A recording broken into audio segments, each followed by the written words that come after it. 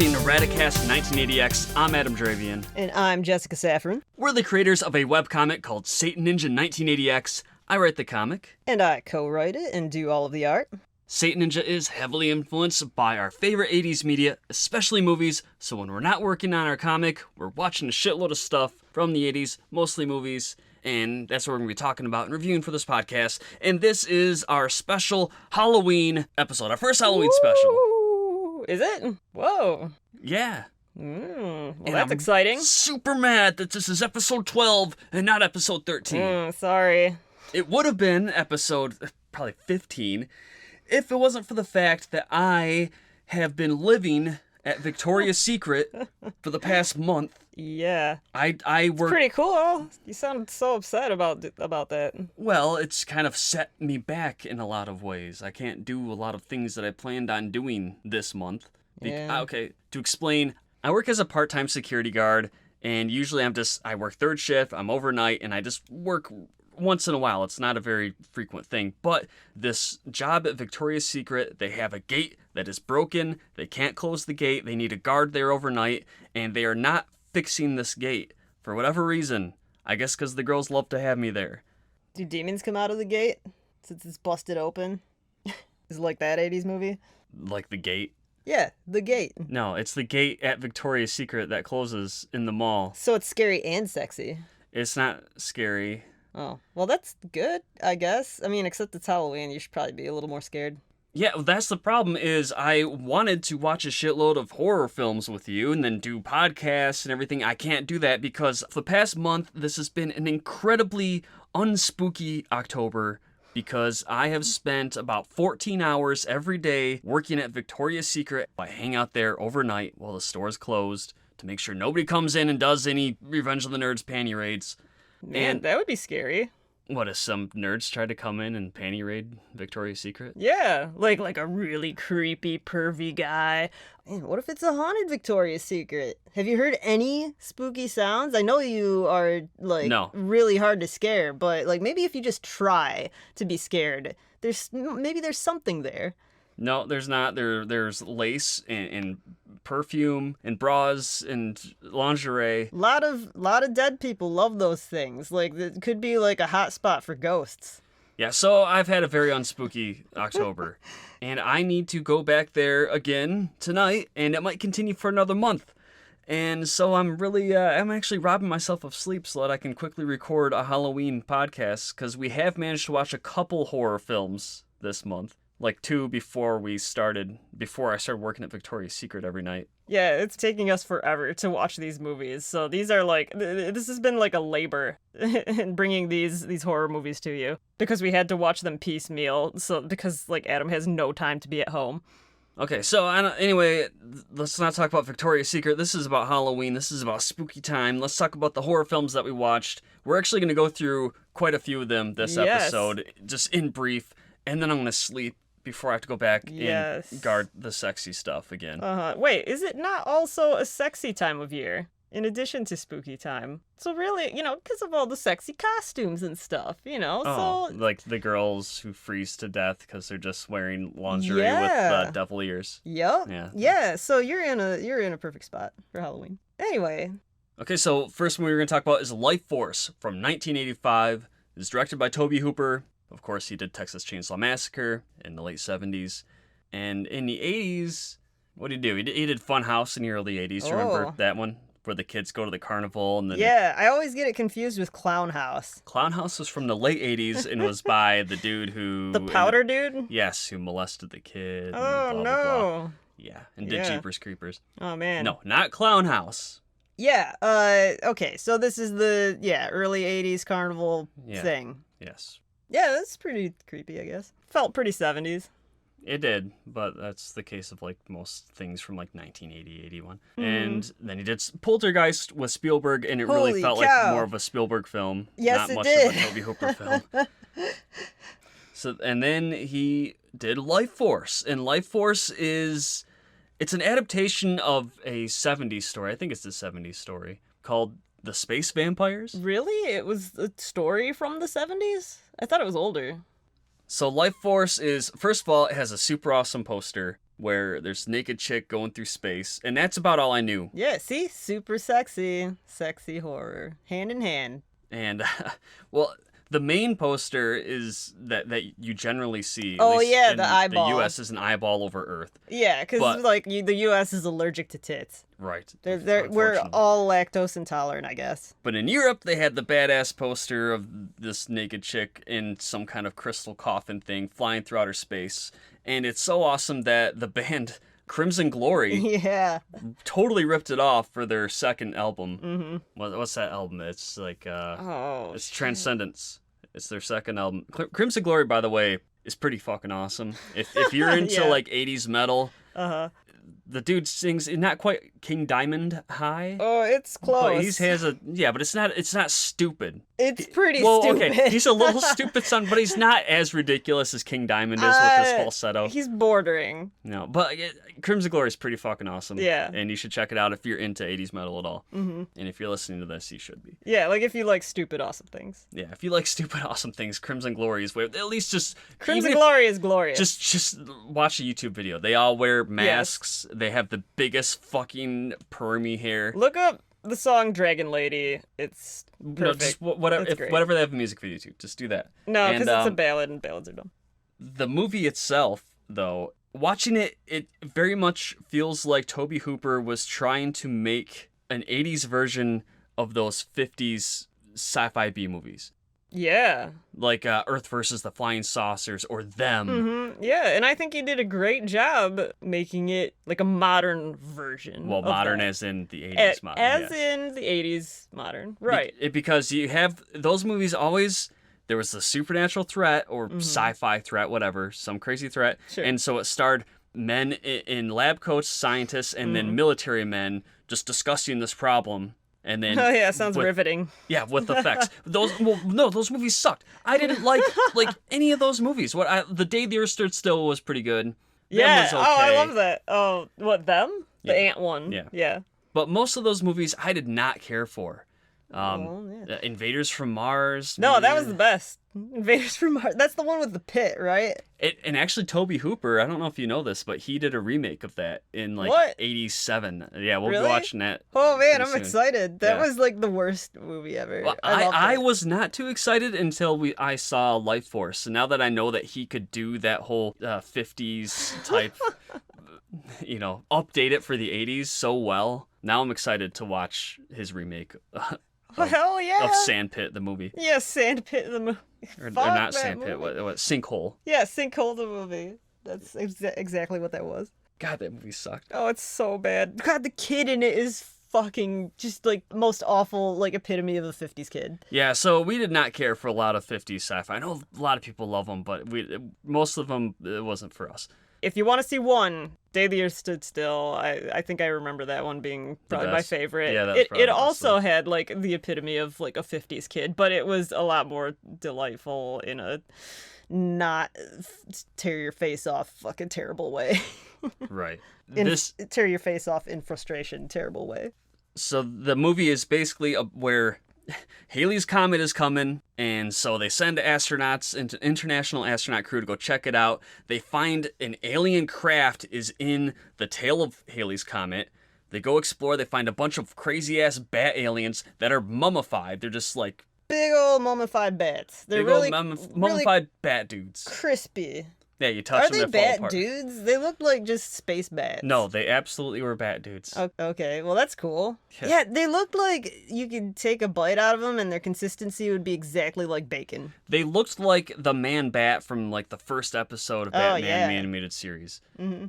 But yeah, bacon? Okay. Totally crispy. Crispy mummy bat men. Okay. Bats. That's not good imagery, but what is good imagery is what they find that's great imagery. in the ship. No, it's not. Yeah, it is. I don't want to think about eating bacon bats. I do. Okay. Oh, that sounds like a great idea for like a craftsy like Halloween mom treat. Okay. Well, then they find 3 naked people in 3 crystal 3 coffins. beautiful naked people. Well, one important one is the babe, and then They're there's two all dudes. babes. The two guys, the guys don't matter. The movie focuses on the babe. But they're all fortunately. babes. Okay, I don't care. You mean if the they're babes. female? Well, speaking of the dudes, Yeah. the dude vampires, Space spoiler, vampires. they're space vampires. Well, it says in the beginning, based on the story, space vampires. Yeah, so I guess there's no big shocker No. that they're vampires, that they're space vampires. One of the dudes was possibly going to be Billy Idol, because Toby Hooper had worked with Billy Idol prior to filming this movie. He directed the Dancing with Myself music video. Oh, yeah. That's the one where he's like on the rooftop and it's like a post-apocalyptic bums are trying to climb up to get him or something. I don't know. That's just zombies, right? Were they zombies? I don't know. Post-apocalyptic bums, yeah, they probably just want, like, your change and to kidnap you. So the babe in this movie was fucking hot. She was awesome. I like awesome babe. They actually cast, or they auditioned, was it like 1,000 girls for that role? That's crazy. And she doesn't really have to do a whole lot in the movie other than be naked constantly. She has quite a few lines. She has some lines, whatever, but she's mostly naked. She's Yeah. her role in the movie is to be the naked hot babe, and I would love to sit in on those auditions. Of course you 1,000 auditions for these, God. just to try to find this babe who's just gonna be the naked vampire chick. She has a perfect naked rack. You thought so? Perfect naked body. Yeah, Sure. perfect everything. She was looked awesome. she looked really young too. I think she thought. was 19 or something in it. Yeah. And 20 is apparently the perfect age according to a study done by OkCupid. Well, So, apparently that's there you wrong. go. Apparently 19's the perfect What? age. I thought she was like 19 or 20. I can't remember. Okay, whatever. Whatever. Okay, she had barely the hottest thing going. Okay. It's like barely legal, but whatever. So they end up, the space vampires are brought to Earth. The space vampire babe, she walks around naked, possesses people. Yeah, they think like she's they're all in suspended animation or something. They're gonna. Oh yeah. Okay, so they bring these three perfect, kind of dead seeming specimens of human perfection to a lab basically, and they're like, we need to do an autopsy right now. Like, Yeah. it seems to be a common thing. That's what they in- jump to whenever science- they have yeah, some weird science alien fiction things. movies. Yeah. Yeah, like anything, like autopsy or dissection. I think they even call it dissection and not even autopsy. They're just assuming like, oh, this so doesn't matter that we're gonna call it a dissection and not an autopsy. So the main characters of the movie are the military dudes and the astronaut and the scientists that are trying to figure out what the fuck is going on with these space vampires and trying to catch them and end the vampire contagion that starts to spread around. And all of a sudden, the movie just jumps into this post-apocalyptic craziness going on in London. Yeah. Like, that was real. I was not, that, like, blindsided me when it became this chaotic. I love it when movies and stories do that. You know, like it's just break all the cliches of like, I don't know, tropes like this, I suppose. You know, a lot of the time it's like some secret underground thing forever. Yeah, you know? it's like the creature or alien is something that only a handful of people experience, and then there's no trace of it by the end of the movie, and the rest of the world never finds out. Yeah. That wasn't the case with this movie. It just turns into this crazy apocalyptic hellscape at London. It reminded me a lot of at the end of Demons, where all of a sudden it was this crazy apocalypse. Oh, which we should also do at some point. Demons. Oh yeah, Demons is awesome. Demons and Demons too, yeah. Yeah, the great thing about Lifeforce is, well, you get to see Patrick Stewart looking the same as he ever has. Yep. It's one of his earlier movie roles. Yeah, but he just looks like Patrick Stewart. Yeah. But First on-screen kiss for Patrick Stewart. Oh, yeah, and it was with another dude. Yep. Because he's possessed and Yeah. blah, blah, blah. Yeah, Patrick Stewart was actually a hot chick. So... This movie it wasn't received very well, but I think it was awesome. It kind of lacks a character that you really like care for, but it doesn't matter because naked vampire babe, she's naked so fucking much that alone makes the movie awesome. But then the special effects were really fucking cool. Yeah, they were. It reminded me a lot of Return of the Living Dead. In particular, the scene in Return of the Living Dead. It has such a different tone. Oh yeah, no, just the special effects. Made me think of the scene with the half lady in Return of the Living Dead, who's like explaining that brains make the pain of being dead go away.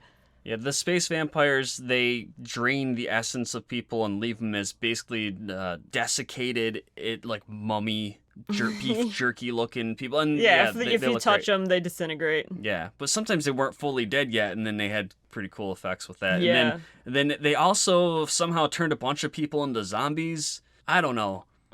But Yeah, zombies who really wanted to take your life force. yeah, what they were trying to channel all of the Earth's life force, and like the naked babe was a conduit that was shooting the life force from all the victims on Earth up into their They big... were like, oh man, where do we find her? spaceship. And she's like the biggest beacon of light in the world right now. So it's kind of ironic. Yeah, I definitely would recommend people check out Life Force. Let's rate it. So we tend to give the movies that we review we rate certain factors such as Satan factor, Ninja factor. It's because of our comic, because we have the comic Satan Ninja 198X. That's why we rate things on their Satan factor, their Ninja factor, their 80s factor, and their boob factor, because our comic is quite boobful. It's boobacious. Boobacious, yeah. Yeah. And then It's not a porn comic. It's just boobacious. Right. And then we give it an overall rating out of 5. So, Satan factor for Life Force, I would say is, I'll give it a Satan factor of 3 out of 5. Yeah, I guess. I don't know. It has vampires. Are they satanic? I don't know. They're evil, yeah. I've always been very against vampires for a long time. Why? I don't know. I had a friend who thought they were super cool, which just automatically makes me not like them, I guess. This is unlike any vampire movie ever, though. Yes, which made me like it. They tried to do a very scientific look at vampires, but it's not real science. This was like vampires for men, except for the What? vampires that were men. Yeah, there was very little of them. Yes, it was all about the naked babe who stays naked almost constantly. Yeah. And even when she wears clothes, it was like translucent. She wore clothes? I don't even remember that. Yeah, I think the guy has a nightmare. Who's the guy? Like the main guy, the captain The Texan. Yeah, there's a Texan whom she took the her... astronaut. Yeah, who- she actually took her perfect female human form from his brain. He had good taste. Apparently, yeah. And he was like kind of the main character for like the second half of the movie. He had like some kind of mental link with her. Yeah, so that's Satan factor. Ninja factor. Yeah. She was very stealthy. Very stealthy. Because she could just transfer herself into different bodies. Sure. Yeah, it was Yeah. really bizarre. Like, I don't know if I've ever seen a film that did this in this way. Like, man, Patrick Stewart was like spraying blood and stuff after a while. What is that when she formed out of blood? They took that was very Hellraiser. Yeah, they took Patrick. Before Hellraiser. They took Patrick Stewart onto a helicopter to like transport him somewhere, and he's like all feverish and like Because on drugs. they knew and she stuff. was inside his body. Yeah, they were like injecting him with like sodium pentothal or something, and yeah. So then, just in the middle of their helicopter ride, he's just like ejecting blood so that she could like try to make a new hot chick body or something, and I don't think it worked. What? No, she does, and then she vanishes, and somehow like, oh, she got away. I don't know. It's really weird. Yeah, it's bizarre. Yeah. So okay, a Ninja factor. I'm gonna give it 2 out of 5. Okay, I can deal with that. 80s factor. Yeah, I don't know, because it's very inspired by 50s B movies. Right, but it wasn't still... very 50s at all. No, it wasn't 50s at all. We haven't mentioned the soundtrack and how inappropriate it Oh seemed. yeah, the soundtrack was very... It was very swashbuckling. Yeah, like you're going on this nice adventure. Yeah, just watch the trailer and you'll hear what we mean. That's not good. Yeah, it's like inappropriate Pirates of the soundtrack rating, I would give probably 5 out of 5 stars to. Sure. Well, I don't know. It kind of worked, but it was kind of Pirates of the Caribbean or something. Yeah, 80s factor. I guess I'm gonna give it 3 out of 5. It wasn't the most 80s thing ever. Maybe it's but because then it was kind of. It had some uniquely 80 like the effects. The effects. Very and just like some of the again. weird choices that they made just seems like the type of choices that they'd really only make in the 80s. Yeah, maybe it's because you're not British. Maybe if you were British, you would think like, holy shit, this is the most 80s thing ever. Yeah, it was a pretty British film, even though the mainish guy was a Texan guy. Oh, yeah. Yeah, maybe 4 out of 5 on the 80s factor. And overall rating, I'm going to give it 4 out of 5. I think I would have given the 80s factor 3 out of 5. But still, yeah. All right. Well, that's what I give it. All right. Overall, did you say 4 out of 5? Yeah, that's mine. Like, Okay. You can give your own. You don't need to... Yeah, no. Typically, I agree with you, but I definitely will strongly disagree once in a while. Anyway, yeah, I don't know. 4 out of 5 sounds good. I don't know. I guess I'd give it maybe a 3.5 out of 5. Yeah. I said am 4 out of 5 right after we watched it. I guess Yeah. in hindsight, you're not liking it as much. I don't know. Maybe it's just I don't know. 4 out of 5 sounds all right. So next up, Dolls from 87. Oh man.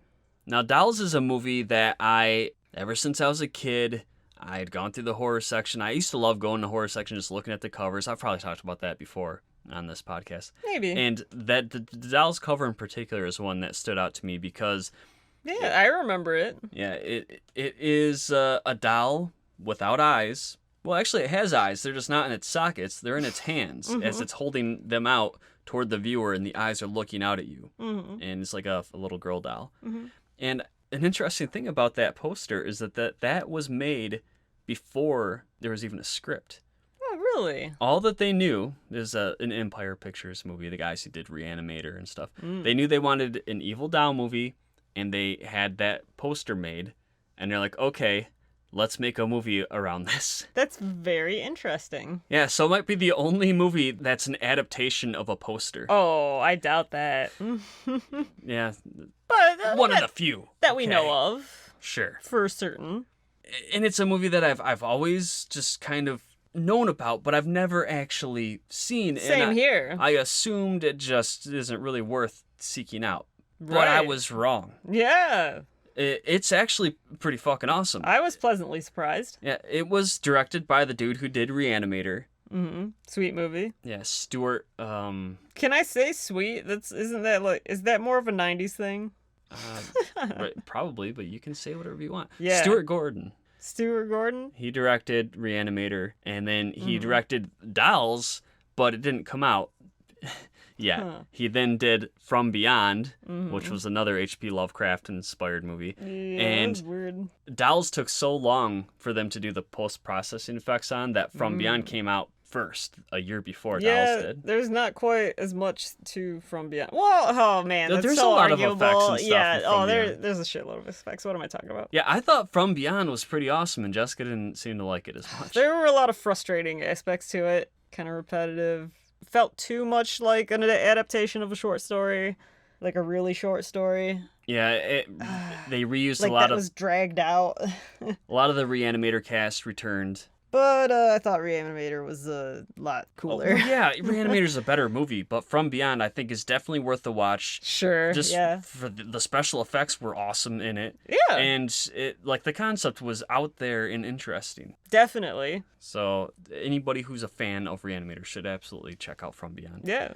And Dolls was very different, though. It didn't really feel like either of those movies. No. I guess it's a little more along the lines of Troll. But it was a better movie than Troll. Right. It was more competent.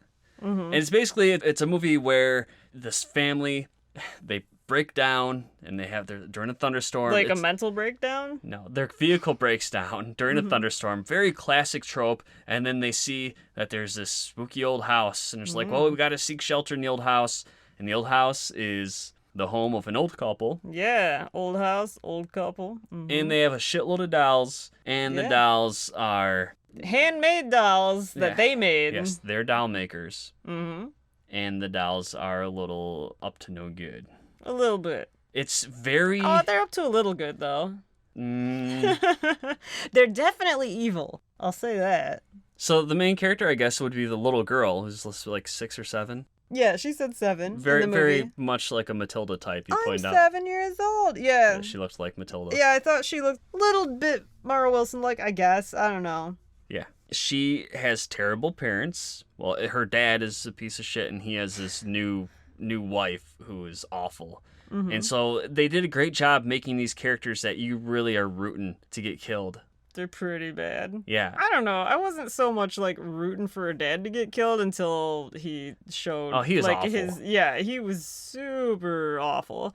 And then a couple Madonna wannabes, British Madonna wannabes, they'd crash the house too and decide that they're going to try to rob it. And of course, they get knocked off by the dolls. And yeah, but they showed up because they were hitchhikers of this sweet man-child. of Ralph. Yeah, who, just wanted to help him out. And yeah, it just seemed really weird that all these people were suddenly busting into this fucking house in the middle of a storm. Super contrived, but it didn't matter because obviously the movie just needed more victims for the dolls to knock off. I imagine there's some magic involved with that. I don't know. It doesn't matter. No. But it had very impressive effects. Just the opening of the movie has the girl, like, the bitch stepmom throws the girl's teddy bear into the woods, and then she has this fantasy where the teddy bear comes back as this giant monster that like sheds its teddy bear skin and reveals like this big werewolf bear, I guess werebear. Yeah. And is awesome. I was like, holy shit, this movie rules. Yeah, me too. So it's fast paced. It has very good effects, and it just has a very fun vibe to it. Very fun, yes.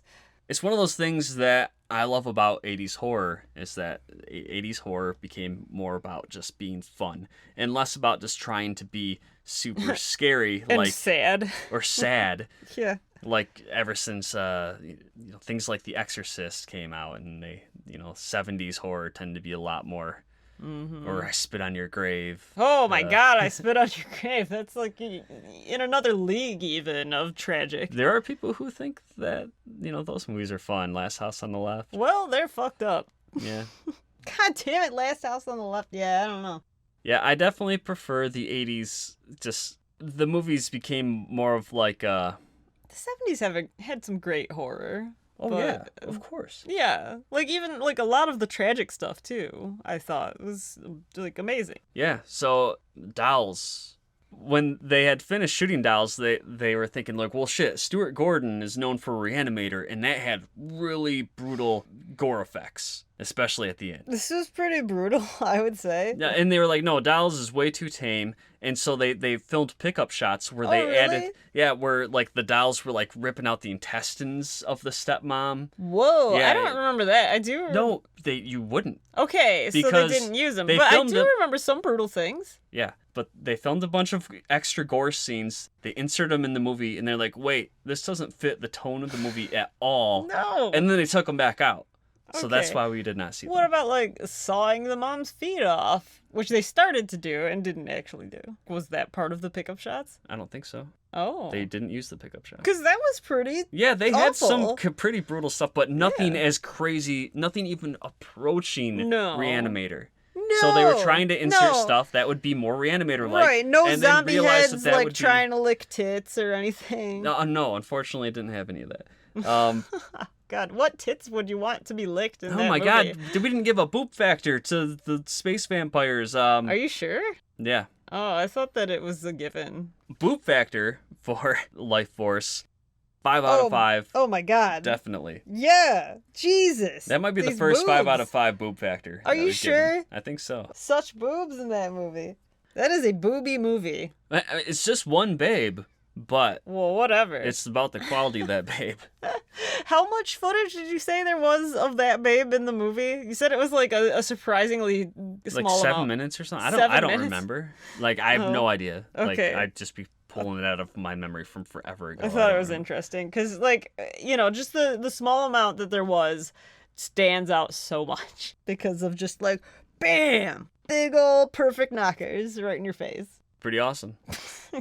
Yeah, so let's rate dolls now. Satan factor for dolls. Oh man, witchcraft. Yeah, there's a The witch. old lady admitted to being a witch, or I guess the old man admitted to her being a witch. I don't know. They were both witches of a kind, I guess. Sure. Yeah. So with witchcraft, there's dolls that were mischievous. They loved to brutalize people. Holy cow! They didn't do yeah. it. They did it to terrible people, but I think that they would probably be willing to do it to people who maybe aren't quite so terrible. Well, yeah. They don't want to like hurt children. Apparently, I guess it depends Apparently. how childlike you are. Yeah, because the man-child in the movie, he was almost brutalized. But then they decided not to because he was a man-child. Yeah, so if you're a child at heart. Yeah. But not a teen at heart, I don't think. Jessica's arguing that I'm a teen at heart, not a child at heart. Because I said, Adam, you would definitely be brutalized in this house. And he said, well, I'm a child at heart. And I said, no, you're a teen at heart. Yeah. Big difference. All right. Yeah.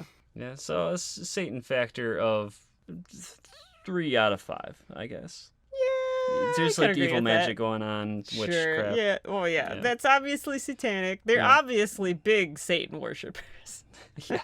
No, there's nothing ever nothing overtly satanic whatsoever in the movie, but yeah, we're grasping. Ninja factor, there's a lot of like people creeping through the dark hallways. Yeah, it always comes down to stealth, doesn't it? Yeah. Yes, it does. Yeah. Because there aren't a lot of ninjas in a lot of the things that we've been talking about. So okay, I'm gonna give ninja factor of 1. Yeah, a lot of it takes place during the night.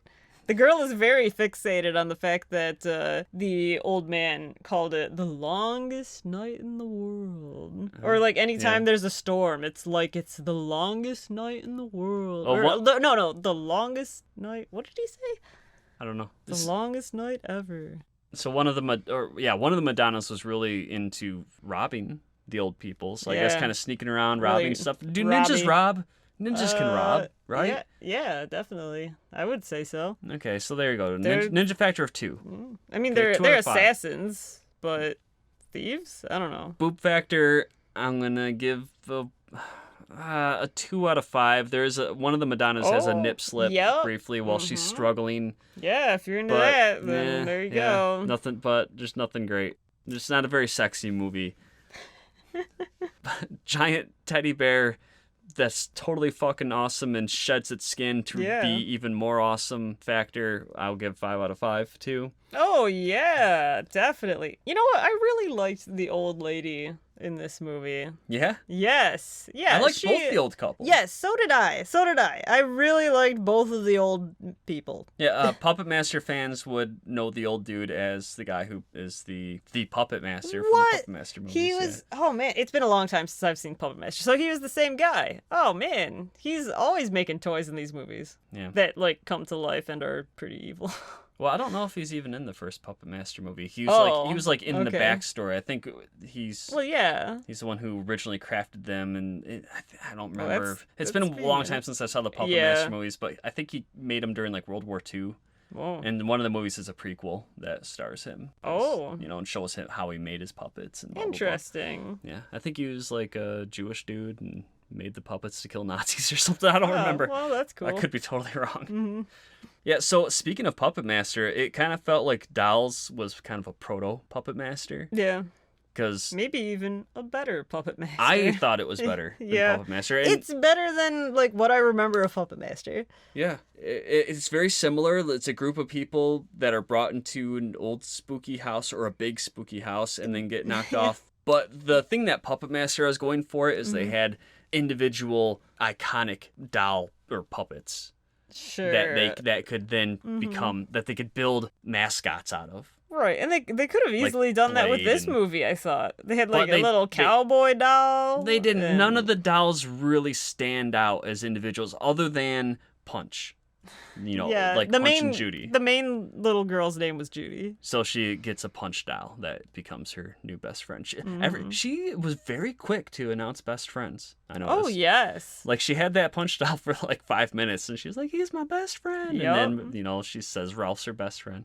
Mm-hmm. Yeah, and her little bear, her bear was She's a little best friend whore. Yeah, ooh, yeah, I think you're right.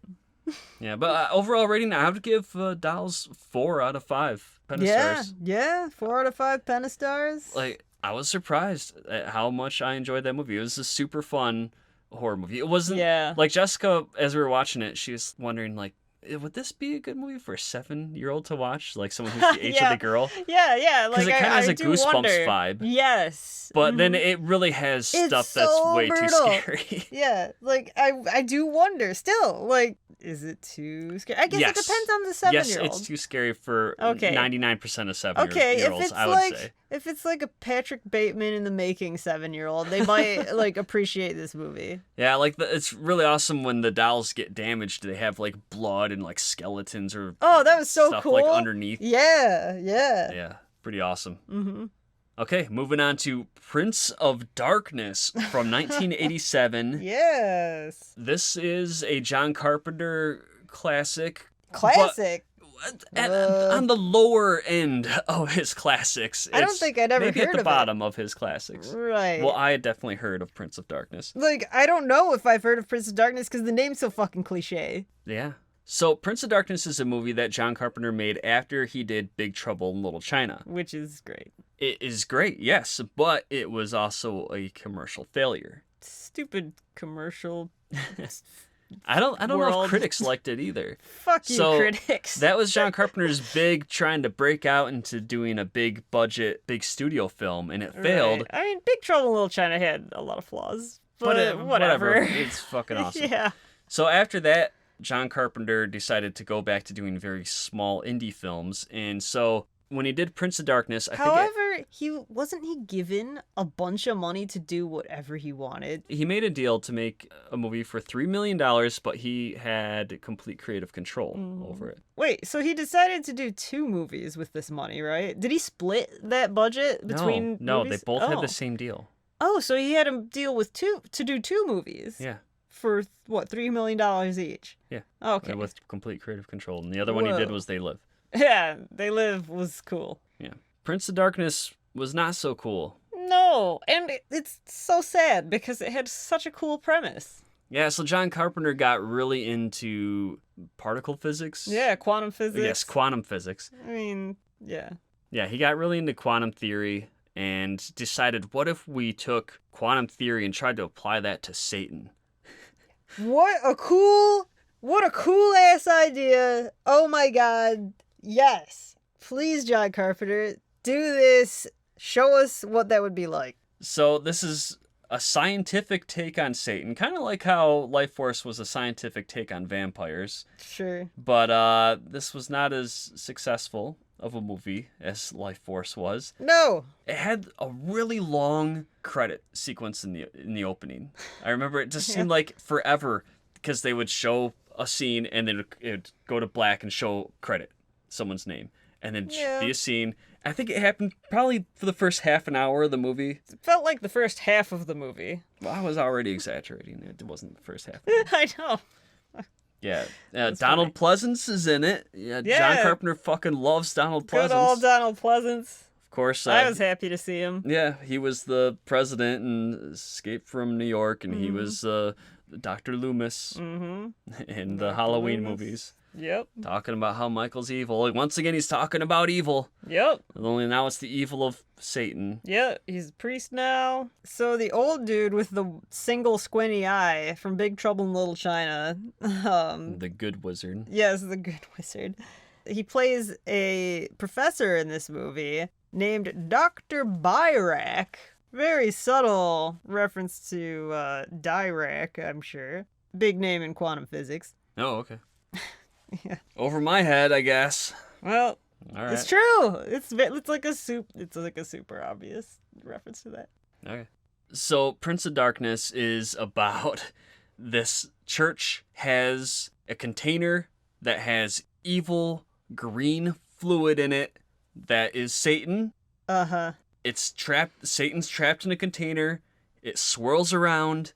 It glows green. Very swirly Satan. And that's Satan, I guess. Yeah, very evil looking. And they're like, well, shit, there's some weird stuff going on in space, and maybe it's going to get powerful. Let's have there's like a meteor that's super ancient, hurtling toward our vicinity, I guess. Or something. Or has it landed already? Is it a meteorite? I don't know. It's passing by, and it's bringing space photons that are empowering the Satan liquid.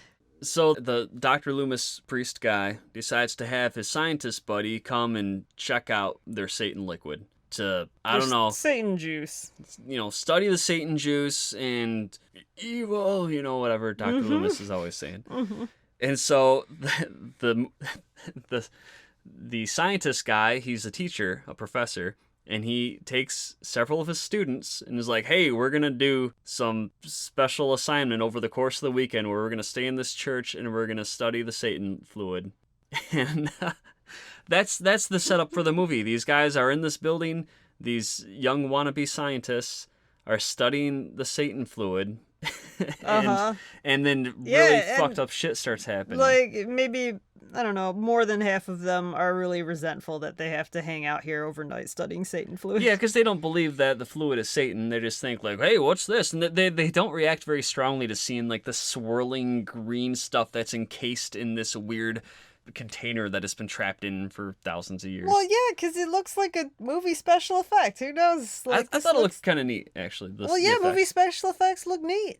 Meanwhile, there are worms that are just kind of being like thrown by bums onto their windows. Yeah, I guess. Yeah, Alice Cooper is a powdery-looking bum in this movie. Yeah, there's a bunch of psychotic bums that just hang around the building and they won't let them leave. Like, one of the scientists or wannabe scientists tries to leave, and then he gets scissored by a bum, and they're like, well, shit, I guess scissored? we can't leave. Like, whoa. Well, scissors stabbed into him. Oh, that's very different. Yeah, and just a lot of evil stuff starts happening. It's weird because the movie kind of seems like it wants to have an Exorcist vibe, where it's like it kind of does, genuinely creepy, but then it also had... I had a scene where a guy's getting killed by zombie Alice Cooper while Alice Cooper music is playing in his headphones, and that totally negates the whole genuine creepy vibe that they're going for. Oh, you think it's Alice Cooper's fault? I'm just saying that it really waffled between trying to do a serious...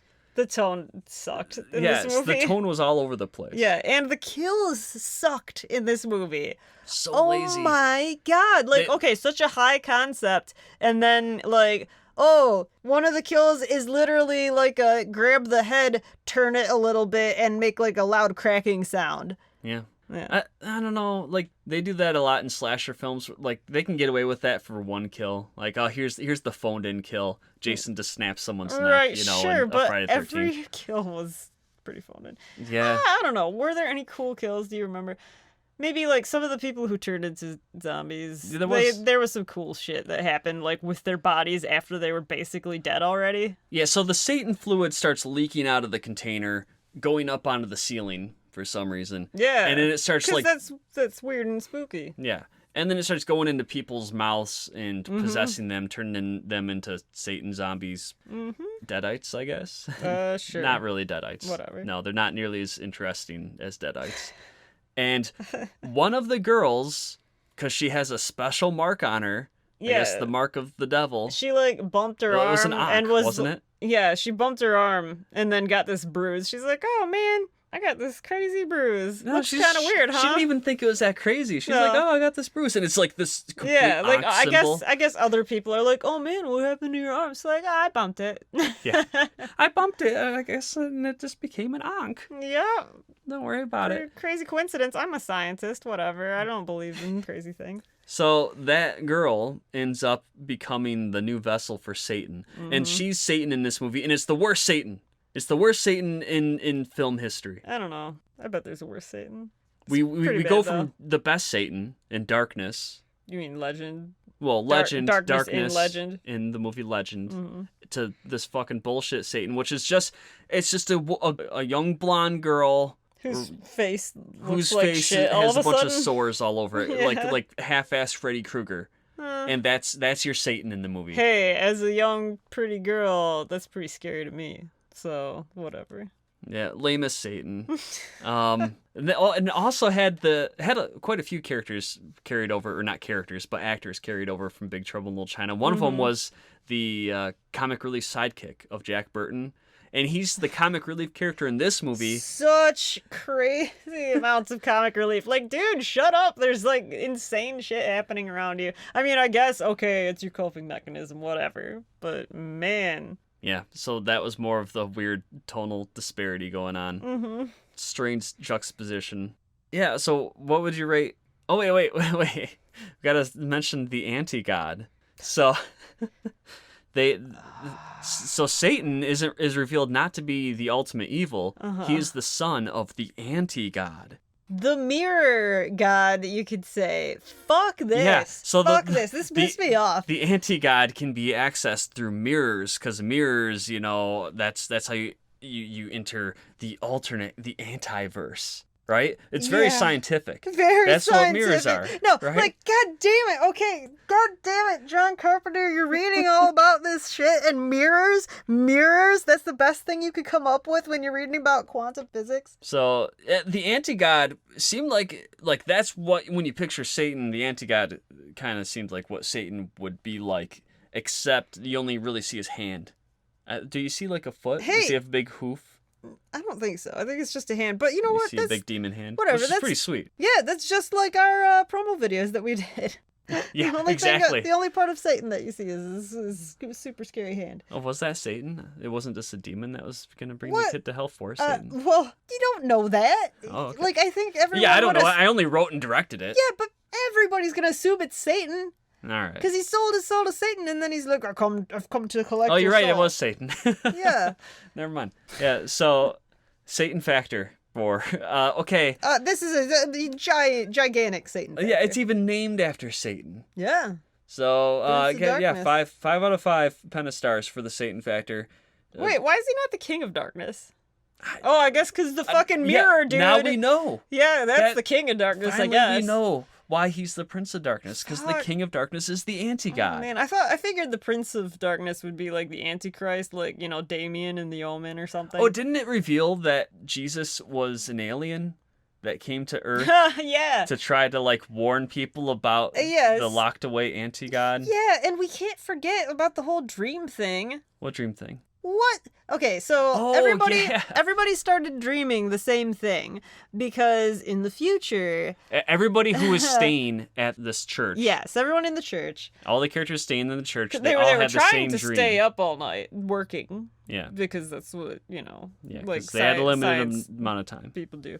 Yeah, so they all started dreaming the same thing, Mm-hmm. which was a vision from the future in video of just like these Kind of people. shaky cam video. Yeah, shaky cam shot on video footage of the church. Yeah, the front of the church. Yeah, and You and see a figure voice, start to approach. Yeah, and this voice, this distorted voice saying, "This is not a dream. This is from another time." I don't remember. No, what this it is said. a message from the year 199. Yeah, and they super slowly spell out the year, like 199, and then like they'd wake up. So every time they have the dream, it would reveal a bit more of it to the viewer. Yeah, So, and that could have been cool. yeah, no, it was interesting. That was intriguing. That was an Right. intriguing because the dream sequence was genuinely creepy. Mm-hmm.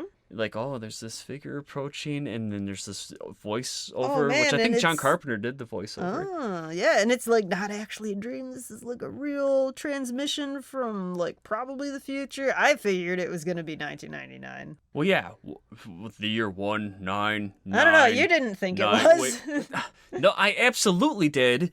I was Okay. making a joke Okay. about what they know that we call the years, like by then it was 1987. Sure. Why did they think that we would change the way that we pronounce the year to just now saying each number individually by just in 10 years? Maybe that they would happen. thought it would be more dramatic. No, John Carpenter has a fucked up idea of what happens 10 years from the future. Just like when he did Escape from New York, he predicted what the early 90s would be like. And Oh, he was man. off by a little bit. Hey, he had Little bit. a pretty cool vision at least. I don't know. Yeah. 80s factor. Oh, wait, no, Ninja factor. Ninja factor, I'm going to give it a 1. One Ninja factor. Yeah. Yeah. 80s factor, I'll give 3 out of 5 for the 80s factor. I mean, it's John Carpenter. I mean, I know he did stuff in the 70s like Assault on Precinct 13 and Halloween, but it's it has the John Carpenter score. Mm-hmm. Besides Alice Cooper. Yeah, but that's not the score, that's the soundtrack. Yeah, you're right. It has a main character with a mustache. Oh man, I can't believe I forgot to mention this. Like off the bat, in the beginning of the movie, we're introduced to our protagonist, and I'm like angered by this dude's mustache. Yeah, Jessica's not a mustache fan. Holy shit, this mustache. I don't know. Some mustaches I can totally forgive. And I think it adds to a person, but no. This guy, I don't know why his mustache enraged me, but it did. And the fact that he hooked up with this chick super easily, also enraged me. Like, no, God, no, that mustache. Just get it out of there. Yeah, it's like he thought he was in the late 70s. Yeah, what was he thinking? Yeah, like, dude, this isn't The Brood. Get out of there. Man, The Brood ruled. The Brood did rule. Yeah. Holy shit. What, was that a big mustache movie? I don't even remember the mustache. I was too busy being, like, impressed by the movie. I think the protagonist might have had a mustache. Well, I didn't even care. I don't remember a mustache in The Brood. Okay. The Brood was cool, though. Well, this isn't The Fog. Fuck The Fog! This is a Halloween 3. I'm just gonna name all the movies. All those, that dude, what's his name? Shit. Every time you say his name, I'm like, is that the guy? The fucking asshole with the mustache? Yeah. The Fog Man? Night of the Creeps. Halloween 3. I'm blanking on his name, though. Okay, whatever. Fuck this dude's mustache. Okay. I mean, don't fuck it, because it's gross. Yeah. Boob factor. Okay. Were they boobs? Yeah, the main chick, she had a nice rack on her, at least, I mean, with clothes on, it looked like she did, but they never show it at all. Like, not even cleavage. And it's a horror movie. Whatever. That pisses me off. Oh my god. You got to see her clothed boobs. Isn't that cool?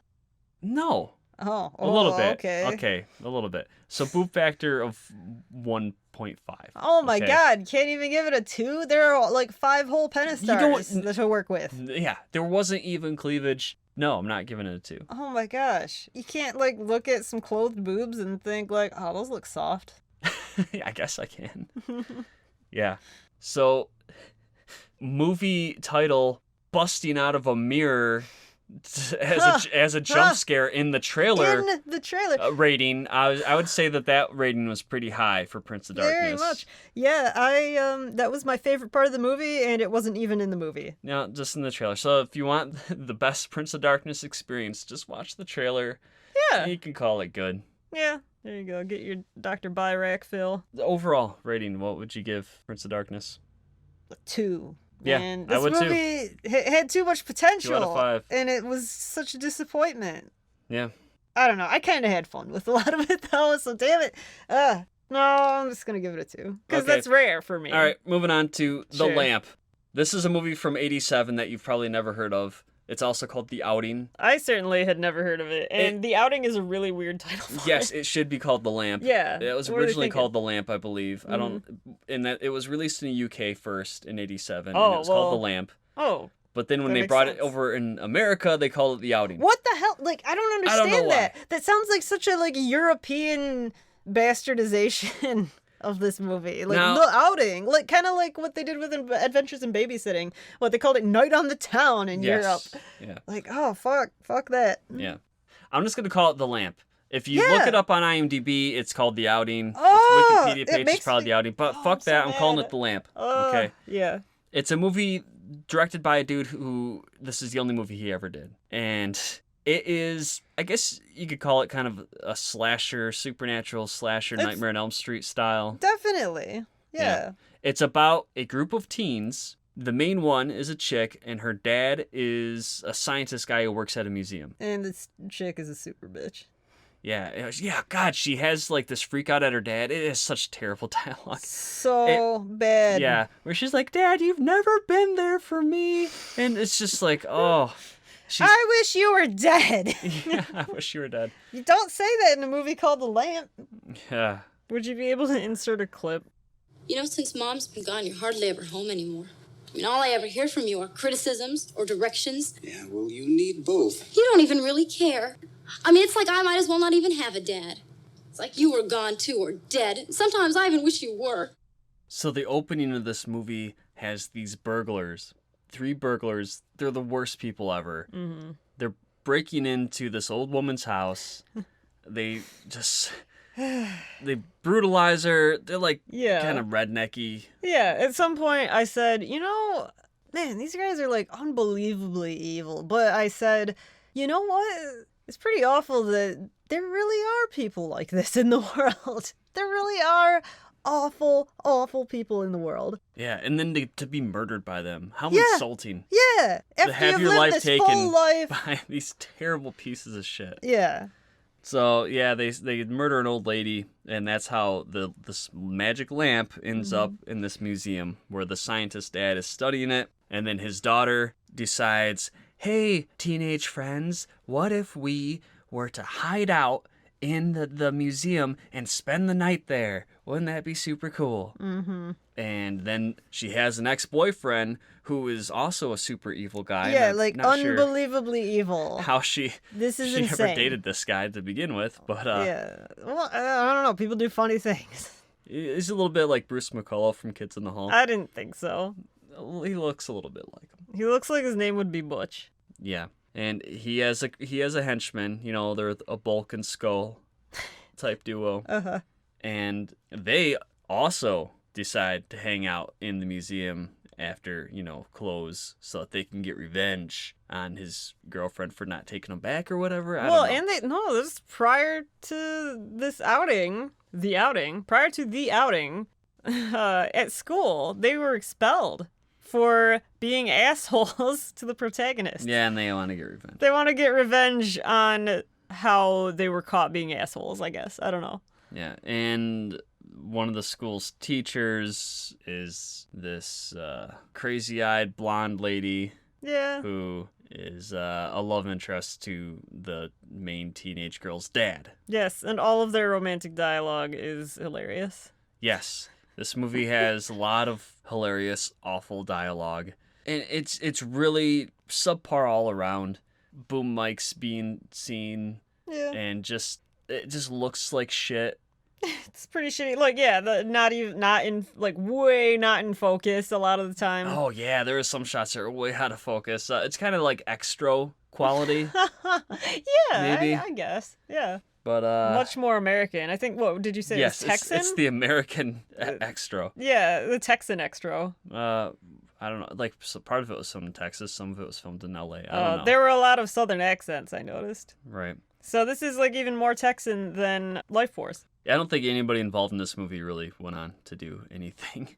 Yeah, so the lamp ends up being unleashed. They rub the lamp, you unleash an evil genie that then just starts murdering people. I don't know why. So dumb. Like it made just sense, I guess, like does. in the first place when it murdered like the murderers who invaded this old lady's house. Yeah, those are the first victims Yeah. of the genie. Yeah, so this little old lady had like some bracelet that made her, I guess, like the genie master or something, The right? keeper. Yeah, the keeper. She's the keeper of the lamp. If you put on the most jangly bracelet ever, the most jingly. Makes some jingle bell Yeah, sounds. it's like jing, jing, jing, jing, jing, like every time it sees it, and then Like it does the superimposed sparkles. Yeah, probably like the most common stock sound for magic ever. Yeah. So if you put this bracelet on, then I guess you're the keeper of the lamp. And so the teenage girl, she saw the bracelet and put it on, and she couldn't take it off. It was just like Eddie in his glove. Yes, yeah. So yeah, they're like in our Satan examining. Ninja comic. Right, they're examining the lamp and this bracelet at the museum. Yeah. And she, after giving her whole bitchy spiel to her dad about how she wished he was dead. Ooh. She's like, oh, what a pretty bracelet when no one's looking. Yeah, and puts it on, and then she doesn't know that she has now become the keeper of the lamp. Yeah, I can't get it off. Yeah, and so the lamp demon, the djinn, goes around killing people, making snakes bite naked girls. Yeah, and, yeah. The most prominent boobs in the movie are screaming boobs. Yeah, that sucked. And meanwhile, the bullies are going around Yeah, trying the bullies. to do typical bully stuff like put on demon masks and rape a girl. Oh yeah, pretty typical. Yeah, they were. I said earlier that they were expelled for being assholes, but I just want to clarify that they were like taking knives out, like pulling knives on people and like stuff like that. Yeah. So these are real, that's like a legit reason Yeah. to be expelled. I mean, these guys aren't like Johnny Lawrence from Karate Kid. No, They're not just pushing Daniel over on his bike. no. They're pulling knives out. They're putting demon masks They're on. trying to They're kill raping a and girl. rape. Yeah. Yeah, they're very very evil. And I guess, bullies. yeah, and like Can you even call them bullies? At No! that point? You They're call them like psychotic murdering criminals. rapists. Yeah, they're psychotic murdering rapists. The Yeah. main one is like, apparently he has a rich daddy. He's like, my dad owns the cops or something like that. But Oh, that doesn't. I didn't even remember that. Yeah, that doesn't keep him from being expelled. Yeah, so then for whatever reason, the genie is wants to kill her dad, I guess. Oh no, because that's what she wished for. Yes, that right? makes the most sense. But why did it kill all the other things? That's what I was gonna say. Why like, did it kill all of her friends? Yeah, like all those other things. It had no reason to. It had no motive. Other than like, hey, it's a slasher movie and these teenagers need to be killed, so the genie's just gonna do it. Every person it encounters. They couldn't come up with some like lazy way to explain why the genie would do this. Man, I wish my friends weren't so lame or something. And then it kills them in like really cool ways and makes them like really cool corpses. Then her friends are the coolest. Yeah, you should have wrote that movie. Oh Jessica. man, yeah. Oh, I would have made it so good. Yeah. Oh man, this movie has such a good final psych out scare. Oh my god, yeah. After everything's all supposedly said and done. I couldn't believe I put that together. Because we were both like confused at first. What is going on with this Pepsi truck that's there all of a sudden that she's all fixated on? So the girl's getting escorted away in a police car. Yeah. And then suddenly there's the jingle jangle sound of the bracelet. Yeah, and she looks at this big Pepsi truck being like, what, loaded or unloaded? A guy's unloading Pepsi cans from Pepsi truck. Yeah, or bottles. And she looks like, Oh, so she's like relieved that, it was just jangly Pepsi bottles. Yeah, it wasn't a jangly bracelet. It was jangly Pepsi bottles. And then it does a freeze frame on her face. It's like bad. A super terrible freeze frame on her face. Yeah, a non-flattering freeze frame on her face. Yeah. Maybe the editor thought she was a bitch or something and decided to get back at her. I don't know. The actress was... I mean, not the actress, sorry. The character was a bitch. Yeah, the character. Everybody was terrible in the movie. Oh, no. Some of the dialogue between her and her boyfriend I thought was some of the best dialogue in the movie. Best as in worst? Yeah, and I'm going to insert that right here. All right, good. Ted. Alex, there's a lot of guys out there. Ted, I don't care about a lot of other guys. They just don't mean anything to me. But you do.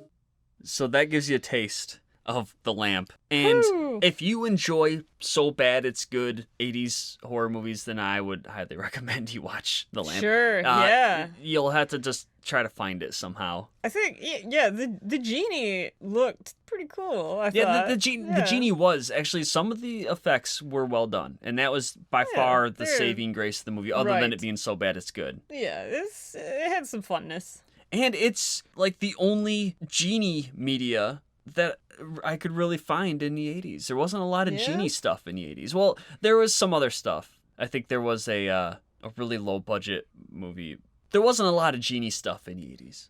Yeah, you're hungering for some 80s genie stuff? Oh, I was researching 80s genie stuff for a reason that I won't say. And this was about all I had to work with. Well, that's pretty weird. Yeah. Okay. Let's rate it. All right. Satan factor. That genie was basically a Satan. Yeah. I mean, it's a djinn, I guess. He looked like a Satan. Definitely. I mean, I'm looking at the poster right now. Look at that. Oh my Satan god, there. what a Satan. Yeah. So, Satan factor, I'm going to give it a 3 out of 5 for Satan factor. Ninja sure, factor. I could agree with that. Hey, the bullies put on masks. Yeah, but it was way more Danzig than Ninja. It was like the Danzig Am I Demon video. Yeah, Am I Demon video, exactly. Very much so. Yeah, Ninja factor of 2 out of 5. 80s factor, I'm going to give it a 5 out of 5. 80s factor. Yeah. It was this is the type of horror movie that could be made in the mid 80s. The clothes that everybody wore, the teens especially. Oh my god, they're hideous. Yeah. It's not even cool 80s. It's like the worst clothes of the 80s. Yeah, the music that they're listening to, it's just like, the type of shitty, cheap 80s pop rock or whatever that you hear in these movies. Yeah, what about that security guard, though, that made his own music? He was bored and was singing opera. He had a pretty cool voice. Not the best tune, but... Oh, okay. What a critic. Yeah, no, his voice was pretty amazing. Yeah, there's a security guard who sings opera. Yeah, and it's true. I used to sing as a security guard. I would sing as a security guard, too. Yeah, it's so fun when you're in like a big echoey place, too. No one's around, or you think no one's around. All that natural reverb. Did you ever like kind of hope that someone was around? No. Yeah. No. Yeah, I never did either. Okay. That would mortify me. So you agree with the 80s factor, or what do you think? Yeah, I think it was pretty fucking 80s. Yeah. Main girl who's wearing an outfit that just looks like really shitty pajamas factor, I think I would give 5 out of 5. Hey, they were What? having basically a slumber party. She wore it during the day when they were having the tour of the museum. Maybe she had it planned all along. Yeah. Except that the genie actually fulfilled the plan. Like, she wasn't actually going to go through with that. What? Staying in the museum? Yes, staying overnight in the museum, the genie took over and made her eyes go stupidly green. I forgot about that it possessed her briefly. Yeah, it possessed her. That's not even fair. Like, it's trying to be like, oh, you wished for these things. But, like, you can't say that when you're making possessions. The Keeper. Yeah, it had a totally legit claim when she was like, Dad, I wish you were dead, and it was being all stupid. But that was a wish she made before she even had the lamp. She was in the vicinity. It heard it. That's bullshit. Well, yeah. No, it's totally bullshit. But it made a little bit of sense. Now, this is a bloodlusting genie that just was looking for any excuse it could to just murder. Yeah. And it didn't even need an excuse because it just murdered all those other people without anyone wishing for that. I don't know. It did list like a couple of... It said like a couple of things when it was kind of explaining, like, you wished for these things. And I couldn't make out all of it because the audio in this movie fucking sucks. It's mushy as hell. I can't even hear it. Yeah, the video and audio sucks. Yeah, You're not going to both be the able to video find and this the movie on Blu-ray. No. The best you can hope for is like a VHS... Well, maybe a DVD. I don't know. But the DVD is probably just a VHS transfer. Probably. I don't know. Was it widescreen? I don't even remember. I don't remember. Yeah. Overall rating for The Lamp, I would give it 3 out of 5. It's a shitty movie, but it was fun. Yeah. And once the genie starts killing things, it's just like rapid kill, one after another. Kill. Yeah. And then when it's not killing things, you can laugh at the completely shitty dialogue. You can try to spot boom mics, the shitty outfits they wear. It's a hilariously bad movie.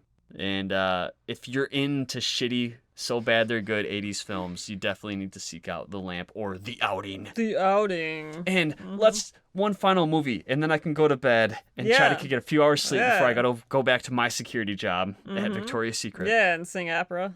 Okay, and the final movie we're going to talk about is Elvira, Mistress of the Dark. Yeah. Which came out in 1988. It was the peak of Elvira's popularity. Elvira was a horror hostess, as I'm sure just about everybody knows. No, there are a lot of people who are very confused by what Elvira was. Yeah. Yes. Okay, well, in the 60s, there was a horror hostess. She was done up like a vampire, and she was Vampira. She would just introduce movies that were playing on television. And yeah, she was just like a sexy vampire lady. She played herself, basically, in Ed Wood's famous Plan 9 from Outer Space. One of the most infamous, terrible movies from the era. Yes. And in the early 80s, they wanted to revive the show. I don't know, what was it called? Movie Macabre or something.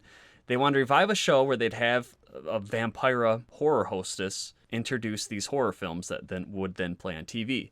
And they were working with the actress who played Vampira. She was now too old to do it herself. You know. Could you look up what her name is? I said 60s, so she's actually a 50s horror movie host. Yes. Yeah. I thought so. And her name was Mila? Mila Nurmi. Nurmi?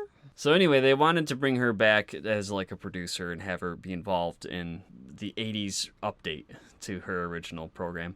And she ended up walking away because the actress she wanted to play Vampira was a black chick. And the other people involved were like, no, that's not going to happen. What? Because she was a black chick? I don't know why. Oh. I'm guessing. Aww. Probably. That's sad. So instead, they held open auditions for a new sexy horror hostess. And Cassandra Peterson, who's the one who got the gig, she was a former Vegas showgirl. And she was also a model. She had done, like, there are nudes of her out there. If you ever want to see Elvira naked, you can see them. Penthouse or some men's magazines Hustler. from like the Hustler, 70s, I believe. Maybe. Yeah. Penthouse or Hustler, I don't remember. So she's a sexy, busty redhead who was a showgirl, and actually she lost her virginity to Tom Jones The guy who's saying, "It's not unusual," you know, that guy. She had met him while he was performing in Vegas. He fucked the shit out of her quite aggressively. Yikes. She was a virgin. She had to go get stitches because of... God. yeah, I guess he was not a gentle lover. Yikes. But she still was super into him. She thought they were going to run away and get married together. But then when she went to go talk to him after having her stitches and everything, she saw him making out with his 2 backup singers backstage. And that's when she realized, like, oh, I guess we're not going to be together. He just used me. Yeah, so that's kind of a bummer for her. But she also was an improv comic. Mm-hmm. And in the late 70s, she created a Valley Girl type character while she was doing her improv comedy. And when she auditioned to be the hostess to this show, the update, you know, to the new Vampira. Yeah, to be the new Vampira. She originally pitched her character to be inspired by Sharon Tate's character. So Sharon Tate was this super babe who was in the movie Fearless Vampire Killers from the late 60s, which was directed by Roman Polanski, and he starred in it too, actually. Mm-hmm. And Roman Polanski, he did Chinatown and Rosemary's Baby. Yeah, just and one. a lot of great movies, but Fearless Vampire Killers is not one of his great movies. No. I did not like it. I didn't really care for it, but Sharon Tate is super hot in it. Yes. She's a vampire kind of girl, or vampire victim chick. Yeah, I think super she's hot. victim. Anyway, that's who Cassandra Peterson, because she's a natural redhead. She wanted to do a character that looked like Sharon Tate. Oh, also Sharon Tate was one of the victims of the Manson cult. Yeah. They killed her while she was pregnant. Super tragic. Yeah. Yeah. Oh, and she was Roman Polanski's wife. Mm-hmm. So, cut the guy a little slack. Gosh. Uh-huh. So they rejected Cassandra Peterson's idea of being a Sharon Tate type character, and so instead she came up with the Elvira character. The whole beehive black wig, and she decided to use her Valley Girl persona and kind of have this interesting juxtaposition. Yeah, so it's like a gothic, sexy character, but then also she's kind of like a Valley Girl bimbo, so it's made for an interesting character. Mm-hmm. And she hosted that show. She would introduce horror films. That started, I think, in 81. And she quickly gained a cult following, and then they started doing Elvira merchandise, Elvira calendars, Elvira comic books. She started doing cameos in other shows. Like, I remember seeing her on an episode of The Fall Guy. Never seen it. Yeah. So yeah, that probably lent to tons of people knowing who she is, but not, like, what she did or where she came from. Sure. But then they shed illumination on her origin by releasing this movie. Yeah. Elvira, Mistress of the Dark. And it was actually better than I thought it would be. Yeah, I thought it was charming. It was very much along the lines of UHF. Yeah, which is the Weird Al movie. Yeah, one of my favorite movies when I was like 12. Yeah, Oh my totally God. very similar. It's a cheesy comedy. I probably would have loved this when I was 12. Yeah. I mean, it was great, for what it was. Yeah, it was very fun. And it's basically Elvira. She quits her job as a horror hostess. Yeah, because her producer was grabbing her tits and stuff, like, all crazily. Because she gets a new producer, and she does not want to sleep with this sleazy dude, so she quits her job. And then she finds out that her great-uncle died, and that she gets to inherit... Great-aunt. Oh, great-aunt, yeah. Sorry. She finds out that her great-aunt died, and she's going to inherit whatever... Yeah, so she has to travel across the country to go to this small town to go find out what she gets to inherit from her great-aunt who just passed away. She ends up inheriting a poodle and a big, giant, creepy old house. Mm-hmm. Which you'd think that she would be totally into. But she's not. Well, she punks out the dog. Yeah, she punks out the dog. But she doesn't want to live in this podunk little town. And the town mostly doesn't want her, especially the older people. Mm-hmm. They, the way she's dressed, they're like, they're totally aghast by it. But the youth, every young dude totally wants to bone her. And all the young chicks, I guess, they think she's cool. Yes. Yeah, of course they do. Like, she's this cool role model. I would have thought she was cool. Yeah? Yeah. I mean, I assume. And I wanted to bone her. When I was like 12 or 13, I invented my own character of Captain Big Boobs. I imagine that I probably would have been an Elvira fan if only I'd been more exposed to her. Yeah, it's a shame you weren't. I wonder if that would have made you a little gothier in your teen years. I don't know. Yeah. That was my own thing. Okay. I'm not saying that was a great thing, but yeah. And so it just becomes this, she comes into conflict with her uncle, who wants to get this spell book that was left to Elvira, but Elvira just thinks it's a recipe book. Well, yeah, that's what it's given to her as. Yeah, and so that's guess the it's main kinda conflict like of the one. movie is her creepy uncle guy trying to secretly get the spell book, while Mm-hmm. Elvira is trying to come up with enough money for her to become a Vegas showgirl. Mm-hmm. Which is kind of interesting because Cassandra Peterson was already a Vegas showgirl. It's like going backward. Mm-hmm. But of course, in the movie, she's not Cassandra Peterson. She is Elvira, who's a real person within the movie universe. Mm-hmm. And there's actually this great flashback scene where it shows her being dropped off to an orphanage as a baby. Yeah. Yeah, like a church or something? Yeah, it's something. I don't know. Yeah, but the baby is all like hoard out with like this like tons of makeup and stuff, and it just looks like Elvira, but like a real baby. Yeah. And that was actually really funny. Yeah, that cracked me up. What else? And she had like a magical ring that she still had. Oh, yeah. Mm-hmm. I think it was around her neck at that time. I necklace, think I and then thought she later on was she wears wearing it. It was just giant. Oh, I don't remember. Maybe, yeah. So she finds out that she's actually a witch and blah, blah, blah. But she also has a romance with Bob. Bob, the town, he's a very wholesome kind of Burly man? burly, almost a mimbo, would you say? No, I wouldn't call him a mimbo. He's too wholesome. Yeah. He didn't Yeah. seem like he's too bright, though. No, he's a burly hick, I guess.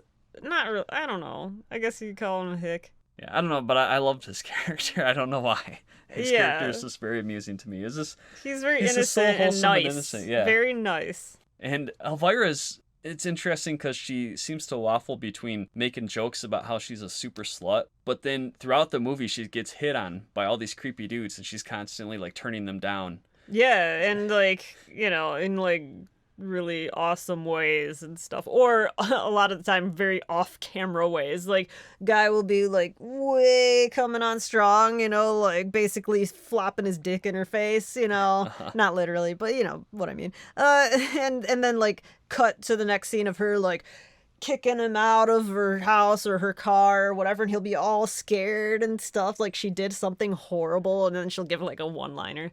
Yeah. It's like, at that point, she didn't know she was a witch or anything. I don't know what her powers are. I don't know. Was she like a martial artist? Oh, you mean beforehand? Yeah. She is very forward. That's her power. I don't know. He was like, "Whoa, you're too slutty." Then he jumps out of her house. She didn't actually throw him out. There was a guy a hitchhiker she picked up toward the beginning of the movie. Yeah, who was like gonna like murder yeah. and like rape and murder her or something, and it cut to her like kicking him out, and she's like, "Here's your hatchet," and like tosses it at him, and then it makes like an off camera like, ah! like struck him in the head or something. Yeah, because Elvira she's super sexy, she's super confident, and completely fearless. Yeah. And somehow just immune to anything terrible happening to her. But then later on, she finds out she's a witch, and then she gets witch powers. Yeah, so she's even more powerful. Like, more actually What powerful. a Mary Sue. Whatever. Everybody loves her. Yeah, it's pretty lovable. Yeah. Yeah. It's a comedy. I don't think you can call it a Mary Sue if it's a comedy, I'm not can criticizing it. I love Elvira. She's one of my favorite characters of all time. Any character that's like... Any character with giant boobs? Their character's 70% boobs and boob puns. Like, how could that not be one of my favorite characters? Yeah. And she's hot. Yeah. So one of the plot points is that all the youths in town, all teenagers, of course, they all just kind of flock around Elvira and decide they're all going to help her out, despite what their parents want. Yeah, they rebel against their parents. Under the threat of expulsion from school. Yeah, they're going to go help her paint her house and go to her midnight movie showings. Yeah, because their principal said, if anyone's caught associating with Elvira, they will be expelled. Yeah. Brad Pitt auditioned to be one of these teenagers, but Cassandra Peterson rejected him because she said that he was so good looking that if he were one of the teen characters, then why would her character be into Bob, the dopey guy? Yeah. So Poor Brad Pitt. I Got guess. turned down from the movie for being too handsome. Yeah, there were quite a few homely teens in this movie. Well, one of the teens was the wizard from Nightmare on Elm Street 3. Uh-huh. In my dreams, I'm a wizard master. Yeah. Or whatever he says. Mm-hmm. So, Elvira, the rating Elvira. Let's see here. Satan factor. Ooh, yeah, tons of witchcraft. I think they might have even said Satan a few times. She was okay, yeah, when she meets Bob, he's like, "Oh, I run the movie place. The local movie theater. The local movie theater. But they only show rated G Well, films. no, yeah, because she's like, "Oh, have you ever seen I Was Married to Satan?" Something. He's like, "Oh, we only do G-rated movies. How about I Was Married to Satan too?" Something stupid. Yeah, so there you go. There's just Satan thing. No, there was like a bunch of Satan stuff, right? The evil uncle guy, he gets all fucking creepy and Yeah. he does like a ceremony. Mm-hmm. And he looks all creepy at the end. He's doing creepy magic stuff, and there's fog all over. It's pretty satanic. I would give it a Satan factor of 3.5 out of 5. Sure. Really? Like, I don't know. Like, maybe 4.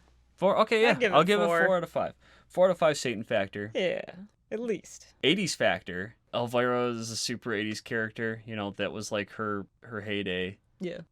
This is a very 80s comedy. Mm-hmm. Yeah, I would give it a 80s factor of 4 out of 5, I think. Sure.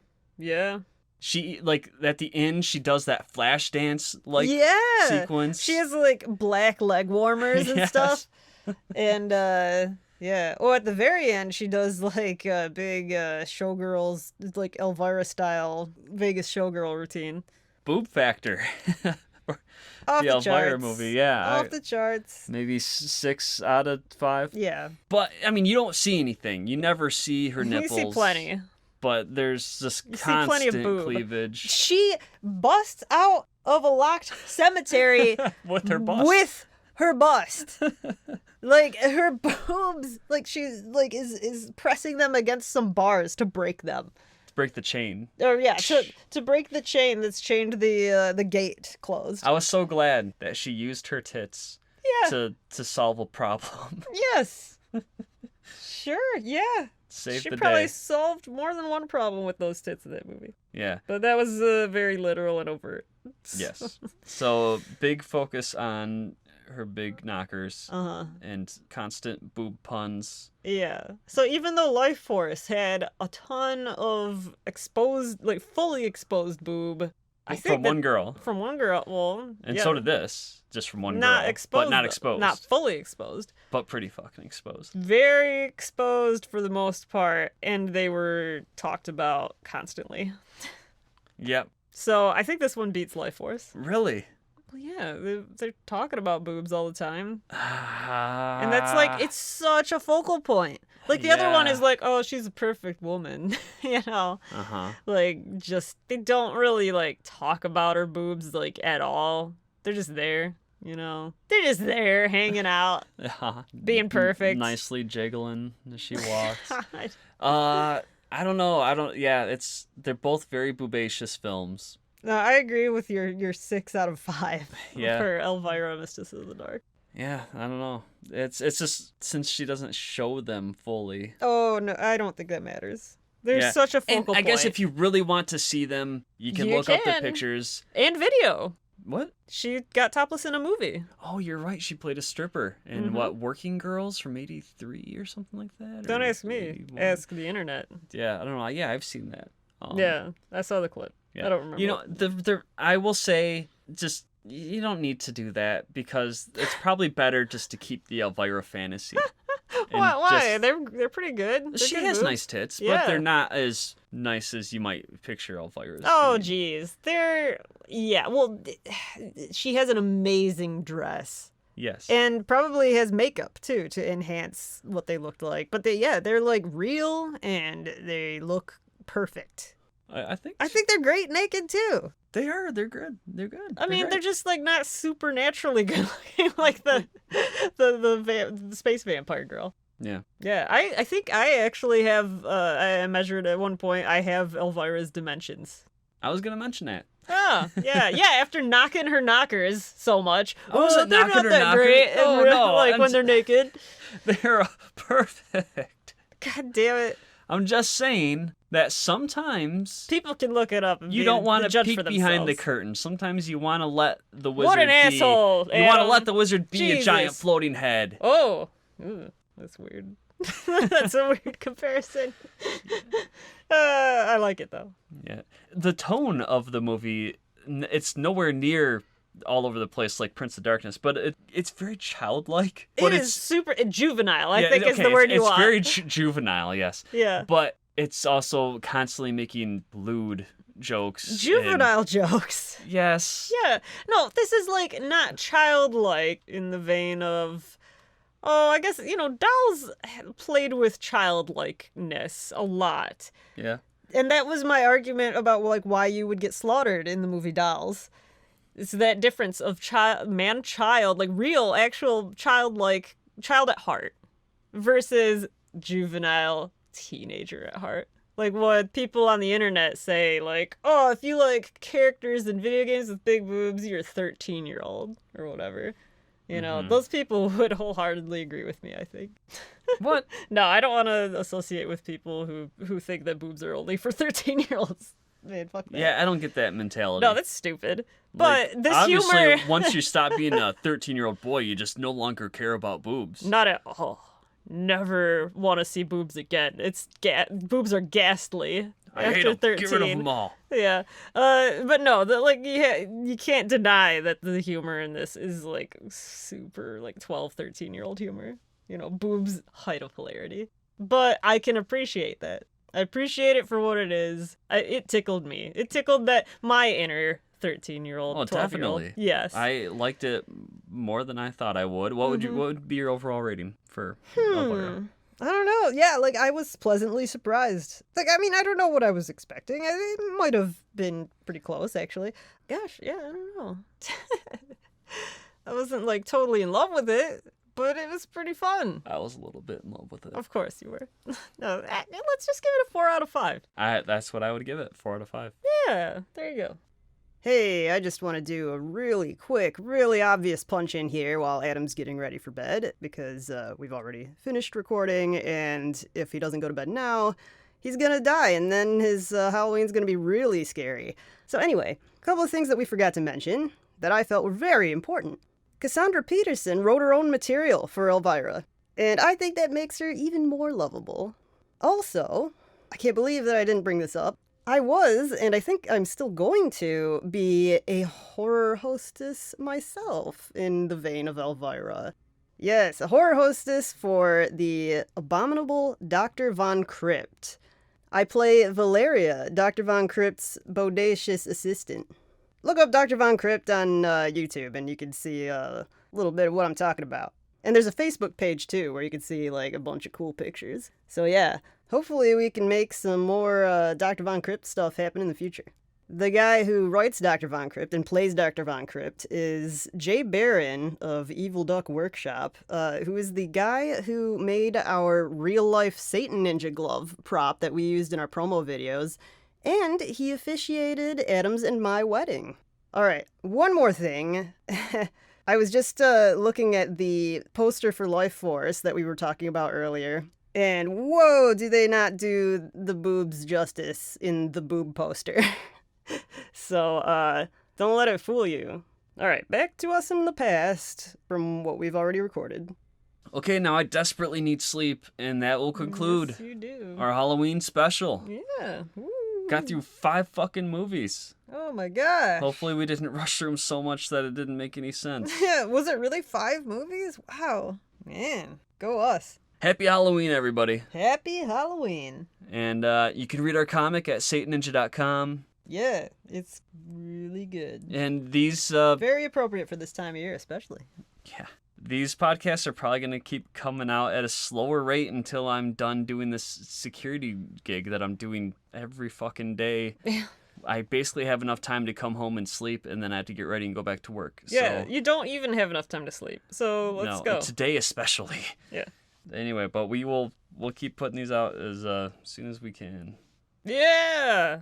All right, let's tuck you in. Wait, what's your costume? My costume? Okay, so I've been wanting Adam to be Destro from G.I. Joe for years, but he won't do it, and this year he has an excuse. And I wanted to, like, this year I was trying to think of, My like... excuse is I'm a security guard. I can't wear a costume. Right, and I, instead of being the Baroness, which would be, like, you know, everybody would think, like, oh, that's what you should be if he's being Destro. No, fuck that. Everybody wants to be the Baroness. I wanted to be female Zartan, but I figured, that's too hard to do, especially last second.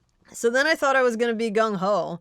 But then I realized that, like, you know, he has, like, a Marines logo on his chest. I didn't even know that that's what that was. I just thought it was like, oh, that's the gung-ho logo. Everyone who is just familiar with the Marines and not G.I. Joe would just think I'm, like, a big tit Marine. They'd think I was, like, a Marines prostitute. And I didn't want that. I wanted to be gung-ho with, like, the mustache and stuff. Yeah, and even people familiar with G.I. Joe might not even get the gung-ho thing, you know? Yeah. Unless you're a super G.I. Joe fan, most people who watched as a kid, they remember Snake Eyes, they remember Cobra Commander. Yeah, and I don't want to cover up my whole how face. many of them would really remember gung-ho that well. Yeah, so, like, I don't know. And then Zartan, I have the problem of, like, in the cartoon, they seem to be confused about whether he's wearing a hood or if it's hair. Because sometimes they even animate individual hairs with that hood.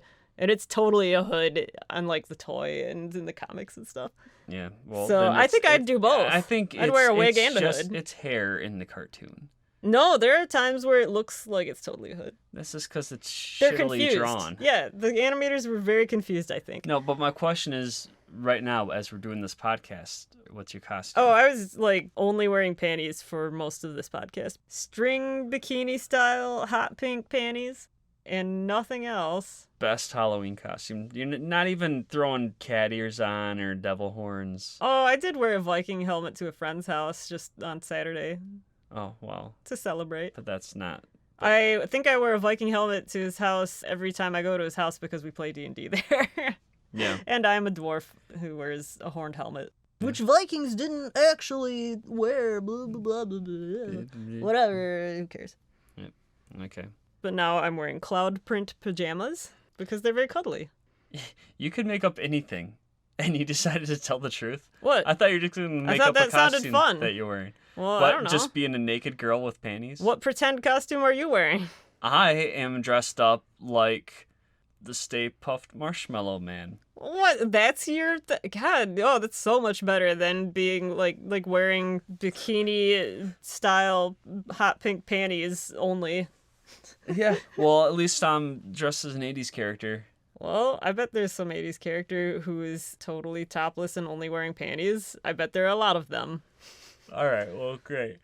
But anyway, that's not what I'm wearing now. I'm very warm. I always love Halloween specials.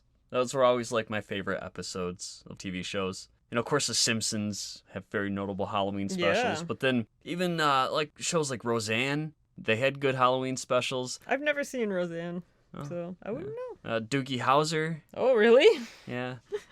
Punky Brewster, I had a notable Halloween special, I remember. Yeah. Yeah. Where her tits got really big. Yeah.